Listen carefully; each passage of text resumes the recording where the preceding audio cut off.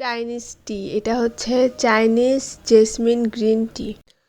এটা আসলে কখনো খাওয়া হয়নি, কেমন কিছুই জানি না। তো চলেন আজকে ট্রাই করে দেখি এটা কেমন। এটার ভিতরে কেমন চলেন দেখাই। এটা চাইনিজ টি অবশ্যই আমাদের মতো হবে না। ভিতরে হচ্ছে জেসমিন ফ্লাওয়ার দেওয়া, চা পাতা।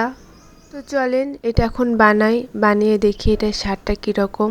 আসলে এটা কীভাবে বানায় আমার কোনো আইডিয়াই নাই। তো আমি এইভাবে বানিয়েছি। গরম পানির ভিতরে 2 চামচ এই পাতাটা দিয়েছি। তারপর কিছুক্ষণ জাল দেওয়ার পর এটা ছেঁকে নিয়েছি। দেখেন ফুলগুলো কেমন হয়েছে। আমি তো এই চাটা এভাবে করেছি, আপনারা যদি জানেন এটা কিভাবে করে বা আপনাদের যদি আইডিয়া থাকে অবশ্যই আমাকে জানাবেন। তো এটা একদমই গ্রিন টির মতোই খেতে, একদম টেস্টলেস, কিছু বলার নাই।